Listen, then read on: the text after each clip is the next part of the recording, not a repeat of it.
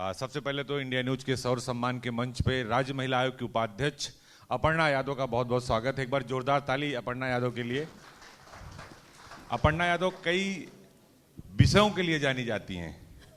सारे विषय तो नहीं यहाँ कहेंगे, लेकिन कुछ विषय जरूर कहेंगे, क्योंकि आप सेना के परिवार से भी आती हैं। आपके फादर जर्नलिस्ट भी थे, बड़े पत्रकार थे, तो ये एक तरह से कहा जाए मिश्रण है ये सारी चीज़ों की। तो सबसे पहले चूंकि शौर्य सम्मान का कार्यक्रम है और आप गाती बहुत अच्छा हैं, तो वीर सपूतों के लिए और हमारे जो शहीद परिवार हैं उनके लिए कुछ 2 लाइन सुना दीजिए।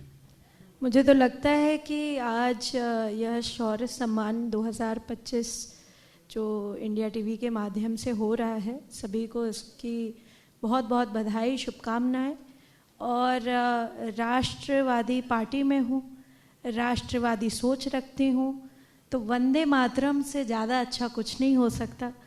आप सबकी अनुमति हो तो 2 लाइन ज़रूर गाऊंगी इसकी, और मैं चाहती हूँ सब लोग इसके लिए खड़े हो जाएंगे, क्योंकि ये एक राष्ट्रगीत है।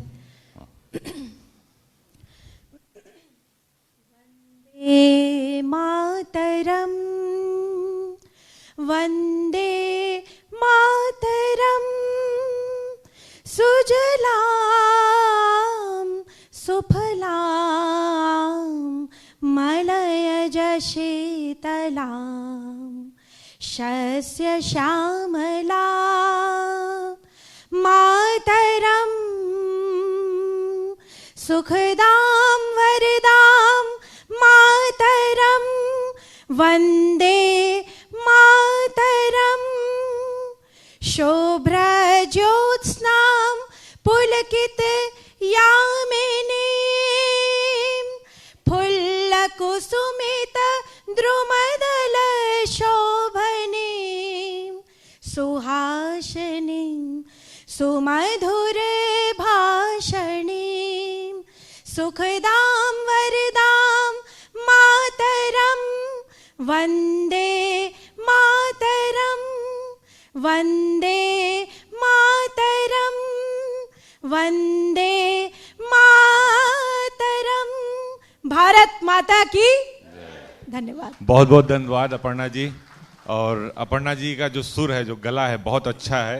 ये भारत नाट्य अकेडमी, भारतेंदु अकेडमी, बहुत जगह जाती रही, वहाँ से आपने सीखा है। तो आपका शौर्य सम्मान में टाइम देने के लिए बहुत बहुत शुक्रिया आपको। बतौर महिला, जो कि आप राज्य महिला आयोग की उपाध्यक्ष हैं, और शौर्य सम्मान में आपने भी देखा कि बहुत सारी महिलाएं उसमें शामिल हैं, देश की सेवा में, अच्छा काम करने में, मिशन शक्ति में। अपर्णा यादव को क्या लगता है कि अभी महिलाएं कहाँ पर खड़ी हैं और कहाँ तक जाना है? अभी महिलाएं आदरणीय प्रधानमंत्री जी की वजह से 33% आरक्षण पे रुकी हैं, और मुझे लगता है कि यह जल्दी से जल्द जब लागू हो जाएगा तो एक बहुत बड़ा जिसे कहते हैं कि चेंज है, परिवर्तन आएगा लोगों की सोच में, लोगों की जो मानसिकता में, कि महिला जो है एक लेवल तक काम कर सकती है। हाँ ठीक है, हम कोई बॉडी बिल्डर नहीं हैं बट जो है ऐसे बात नहीं है कि मतलब दिमाग से महिला बहुत परिपक्व है।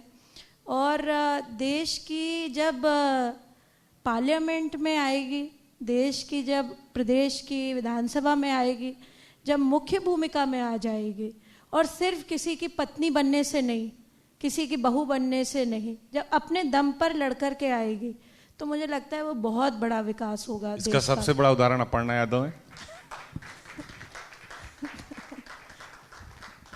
तो मैं समझती हूँ कि ये प्रधानमंत्री जी का बहुत बहुत इसके श्रेय जाता है। और पहले लोग सिर्फ बोलते थे इस बात को कि हम आरक्षण दे देंगे, ये कर देंगे, क्योंकि मैं सोशल वर्कर रही हूँ, मेरा बेस एक सोशल वर्कर से शुरू हुआ। आपने खुद भी देखा है मुझे कि मैं संघर्ष करती रही हूँ, और मुझसे लोग बोलते थे पहले कि आप ये सब क्यों कर रही है, क्या ज़रूरत है आपको रोड पे जो है खड़े होकर के करना, मोमबत्ती जलाने से कुछ नहीं होगा। निर्भया के केस के लिए सब लोगों ने बोला कि आपके यहाँ प्रदर्शन करने मात्र से कुछ नहीं होगा। तो मैं आपको बताना चाहती हूँ, उस समय की क्लिपिंग्स होंगी आपके पास तो हम लोगों ने ब्लैक डे मनाया। एट दैट टाइम मैं एक सोशल वर्कर की हैसियत रखती थी, और मुझे पता है उसका कितना बड़ा इम्पैक्ट आया पूरे उस केस पे।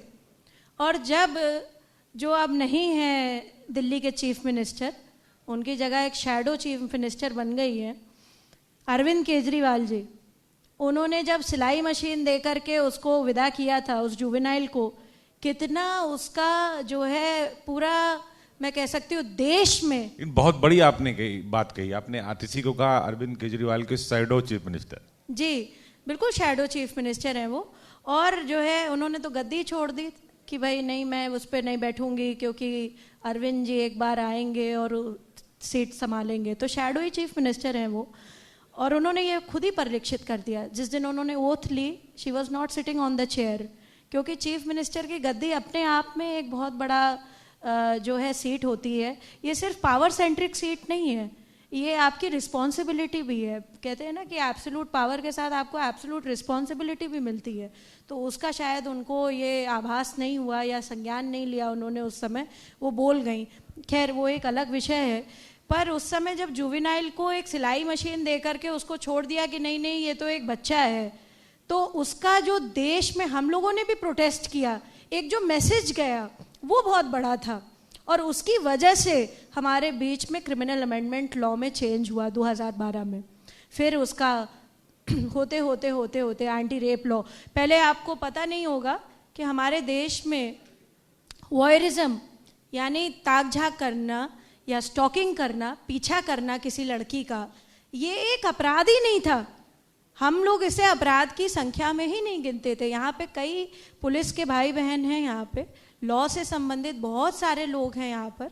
और मुझे तो लगता है कि अभी मुझे पता चला, मुझे बहुत खुशी हुई कि हमारी जो यहाँ पे हाँ आप भी लॉ करके आई हैं उत्तर प्रदेश में, उनका पूरा केस स्टडी भी यहीं का था उनके मास्टर्स में, तो मुझे बहुत अच्छा लगा। But before 2012, before the Nirbhaya case, voyeurism, stalking, cyber stalking, these things were not a criminal part. अब बदल गया उत्तर प्रदेश क्योंकि आप राज्य महिला आयोग की उपाध्यक्ष हैं। और मेरे बनने से उत्तर प्रदेश नहीं बदला। नहीं, मेरी बात पूरी नहीं हुई। आप राज्य महिला आयोग की उपाध्यक्ष हैं और उत्तर प्रदेश देश में महिलाओं के प्रति अपराध करने वाले सबसे ज्यादा लोगों को, 8,500 लोगों को कोर्ट में पैरवी करके सजा दिलाई है। तो जो एक महिला असुरक्षित महसूस करती थी, क्योंकि अब आप राज्य महिला आयोग की उपाध्यक्ष हैं, जिलों में जाती होंगी तो महिलाओं से जुड़ी जो शिकायतें आती, पहले होता था कि पुलिस कप्तान नहीं सुन रहा है, जिलाधिकारी नहीं सुन रहे हैं, वो बदर भटकती थी, क्या उसमें बदलाव आया? बतौर महिला अपर्णा यादव से जानना चाह रहे हैं। मैं समझती हूँ कि डेफिनेटली बहुत बड़ा चेंज आया है। और आपको बता दूं कि आदरणीय मुख्यमंत्री श्री योगी जी की वजह से एक प्रोग्राम निकाला गया जब उन्होंने फर्स्ट सरकार बनाई अपनी, और उसे मिशन शक्ति का नाम दिया गया। फर्स्ट ऐसा प्रोग्राम बनाया जिसकी इम्पैक्ट एनालिसिस इतनी स्ट्रांग थी, आप बिलीव नहीं कर सकते कि 3.5 महीने में जितने पेंडिंग केसेस थे उसमें कम से कम आई थिंक 8 फांसी के भी केस थे, जो कि तत्काल प्रभाव से जो वुमेन अपराध थे जिसमें सीवियर क्राइम थे, रेप के केस थे, उसमें तेजाब फेंकने का केस था, उसमें जो है आपके मर्डर का केस था, इसमें बेटी को, एक बहू को जला दिया गया था उसका केस था, डाउरी में इतना पीटा गया उस एक महिला को जिसमें उसकी रीढ़ की हड्डी पे चोट आ गई थी।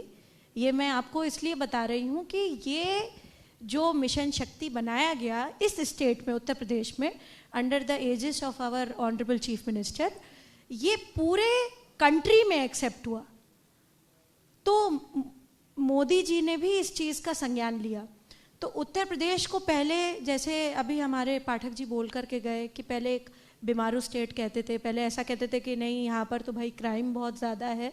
देखिए क्राइम का जो आंकड़ा है वो आप किसी स्टेट की गवर्नमेंट पे नहीं डाल सकते, वो वहाँ के लोगों पे डिपेंड करता है। लेकिन समाजवादी पार्टी तो कहती है कि एनसीआरबी के आंकड़े बताते हैं क्या चल रहा है उत्तर प्रदेश में, अपराध घटा नहीं बढ़ गया। एनसीआरबी के आंकड़े तो समाजवादी पार्टी के टाइम पे भी बताते थे, वो कांग्रेस के टाइम पे भी बताते थे, वो बहुजन समाज पार्टी के भी टाइम पे बताते थे। हालांकि जो है और भी चीज़ें थी उसमें, पर मैं अपनी जो हमारी एक ये सरकार है भारतीय जनता पार्टी की, और योगी जी का जो ये मिशन शक्ति का कार्यक्रम है, उसमें उन्होंने जो एड ऑन्स किए हैं और उसका एक जो न्यायिक प्रक्रिया है वो इतना फास्ट कर दिया है उनके इस पे इंटरेस्ट लेते हुए, तो ये बहुत बड़ी बात है।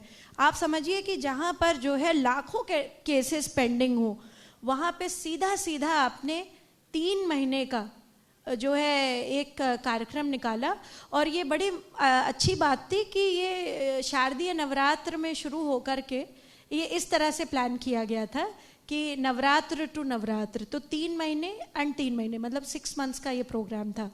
तो इनिशियली ये सिर्फ फर्स्ट ईयर ही वो करने वाले थे, पर इसका इतना स्ट्रॉन्ग इम्पैक्ट आया पूरी सोसाइटी पर, जिसमें 8 मैंने बताया आपको कि फांसी तक की सज़ा दी गई।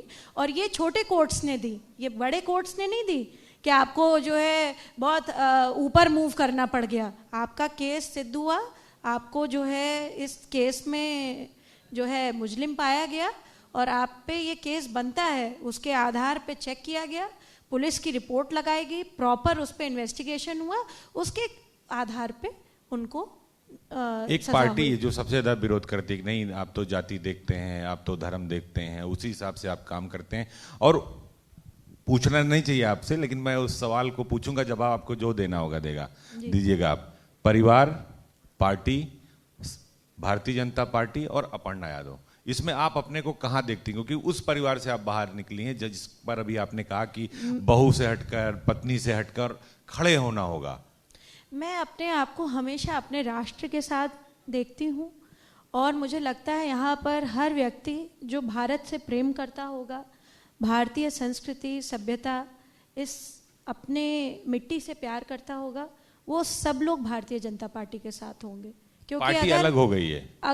अगर कोई राष्ट्र के साथ है, दैट इक्वेट्स टू बीजेपी।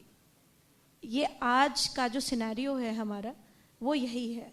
जब आप परिवार में साथ में थी, और जातिवाद की जहां तक बात करें तो पुराने आंकड़े आप ले लें तो पता चल जाएगा कि जो ये लोग बोल रहे हैं, जितने भी विपक्षी हैं, मैं किसी एक पार्टी पे टारगेट नहीं कर रही हूँ कि सिर्फ जो है मेरी पुरानी जो पारिवारिक पार्टी थी उसके बारे में मैं बोल रही हूँ। बातचीत होती है कि नहीं? बिल्कुल होती है। परिवार में किसके बात नहीं होगी, वो तो सबके ही होती है।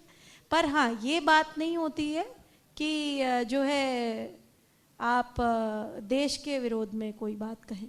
क्योंकि आप जब साथ में थी, परिवार के साथ में थी, उसी पार्टी में थी, तब भी आप मोदी जी और योगी जी की तारीफ करती थी और कहती थी कि नहीं हम राष्ट्र के साथ हैं। बिल्कुल, और काफी बार डांट भी पड़ जाती थी, पर जो है कौन डांटता था, भैया जी की भाभी जी? वो पारिवारिक बात हो जाएगी फिर मंच पे, इसलिए उस पर नहीं जाएंगे।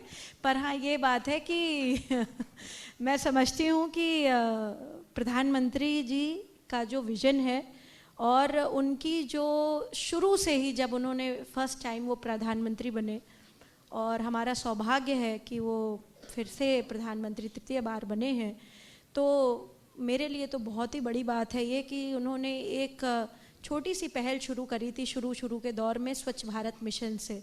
मैं बहुत ज़्यादा प्रभावित हुई, क्योंकि निजी जीवन में भी मुझे लगता है स्वच्छता जो है एक भगवान का प्रतीक है। तो जो है जिस तरह से उन्होंने छोटी छोटी चीज़ों को एक्शंस में परिवर्तित करा, एक प्रधानमंत्री का झाड़ू उठाना, ये अपने आप में एक बहुत बड़ी बात है। मतलब कभी आप सोच सकते हैं किसी विश्व के एक बड़े लीडर को, और आज जिस तरह से उन्होंने मंचन किया है पूरे भारत का, पूरे विश्व में, तो भारतीय होने पे हमें बड़ा गर्व होता है। हम कहीं भी विदेश जाते हैं तो अब हम ये नहीं कहते कि I am from India, now people are speaking मैं भारत से हूँ, आई एम फ्रॉम भारत। तो ये बहुत बड़ी बात है।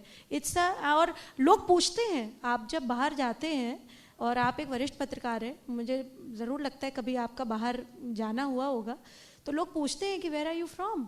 तो इंडिया से अगर कोई कहता है कि मैं इंडिया से हूँ या मैं भारत से हूँ, लोग बड़ा खुश होते हैं। And they always talk about Modi ji. मतलब वो एक इक्वेट कर गए हैं कि भारत मीन्स मोदी जी, मोदी जी मीन्स भारत। क्योंकि जब भगवा की बात आई थी तब भी आप लाइन की इस पार थी और आपका परिवार लाइन के उस पार था। देखिए, भगवा के साथ तो मैं जीवन भर रहूँगी, और मुझे लगता है कि भगवा ही इस देश का जो है भला कर सकता है। जो भगवे के साथ है वो जो है देश विरोधी कभी बात नहीं करेगा, क्योंकि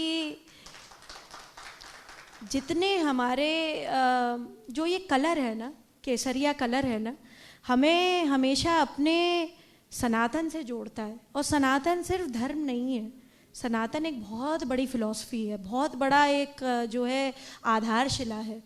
और इस देश की मूल्यों को प्रोटेक्ट करने के लिए साधुओं ने, सन्यासियों ने अपना जीवन दिया है। सनातन पर कुछ 2 लाइन सुना दीजिए।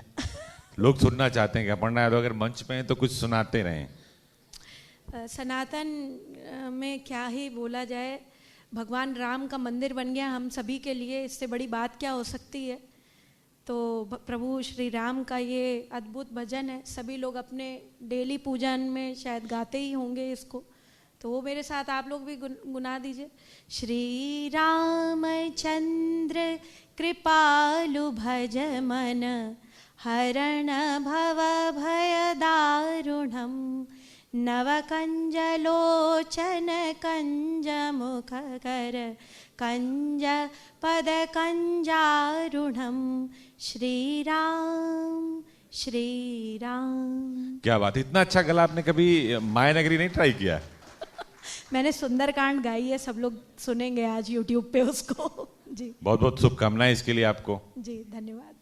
तो ये थी अपर्णा यादव जो इंडिया न्यूज के शौर्य सम्मान के मंच पर आई और हमसे बातचीत किया। उन्होंने परिवार के मुद्दे पर भी बोला, लेकिन उनकी लाइन जो है वो बिल्कुल क्लियर होती है कि वो किस तरफ हैं और बाकी लोग किस तरफ हैं। बहुत बहुत शुक्रिया आपका। धन्यवाद। For more such videos, subscribe to the NewsX YouTube channel, hit the bell icon.